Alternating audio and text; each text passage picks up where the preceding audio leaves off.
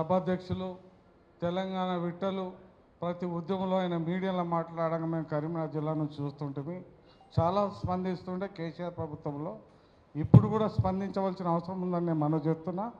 నేను JAC chairman చేసినప్పుడు మా పాశం యాదగిరి అన్న మమ్మల్ని ఇంటర్వ్యూ చేస్తున్న జిల్లా చైర్మన్గా. అప్పుడు కోదండరాము మా కరీంనగర్ టీం మొత్తం.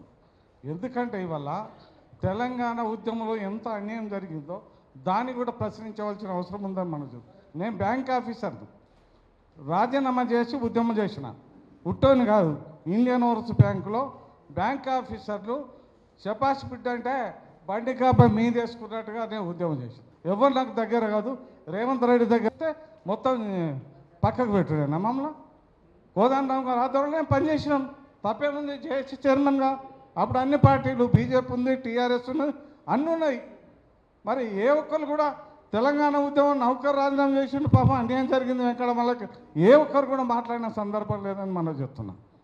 యాదగిరి నాకు బాగా తెలుసు, నాకు ఇన్నారెడ్డి గారని తెలుసు. ఉమక్కనైతే 5 ఏళ్ళు ఆమె జడ్పీ చైర్మన్ చేసింది, సంతోషం. ఉమక్క కూడా అప్పుడు కరీంనగర్లో ఒక ఉద్యమ నాయకురాలు మాతో పాటు. నేను కాదనలు ఎవడో ఆంధ్రోడు వస్తే అడ్డుకున్నది వాస్తవం. అది మన తెలంగాణోడు కాదు, అడ్డుకుందాం. వాడు చంద్రబాబు నాయుడు వచ్చినా, ఆ నాయుడు వచ్చినా, ఇంకోడు వచ్చినా అడ్డుకోవాల్సిందే. కానీ మనం చేసిన అన్యాయం గురించి ఏంటిది అని నేను అడుగుతున్నా. ఎంత అన్యాయం చేసింది. రేవంత్ రెడ్డి మొన్న వచ్చిండు, ఓకే. రేవంత్ రెడ్డి తప్పులు చేస్తా కూడా అడుగుతాం. రేవంత్ రెడ్డి మనిషి కాదు, నేను కాంగ్రెస్ కాదు, ఇప్పుడు టీఆర్ఎస్ కాదు, ఏది కాదు. ఉద్యమకారులకు ఎంత అన్యాయం జరిగింది, ఎంతమంది రోడ్డు మీద పడ్డాం.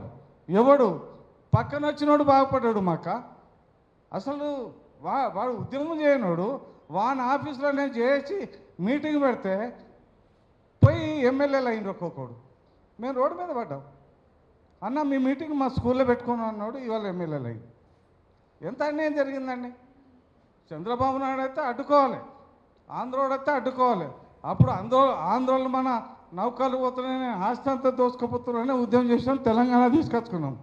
తెలంగాణ ఉద్యమంలో ఎంత అన్యాయం జరిగింది, ఎవరు బాగుపడ్డారు అంటే అది దొరల పార్టీ, ఇది రెడ్డిల పార్టీ.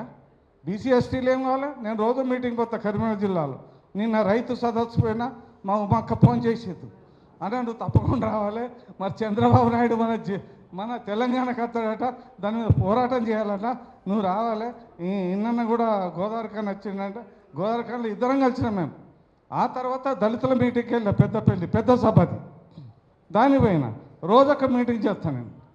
కాదంట కదా, ఎట్లా రోడ్డు మీద పడ్డామన్నా, ఏం లేదు, అన్యాయం జరిగింది, ఏం లేదు.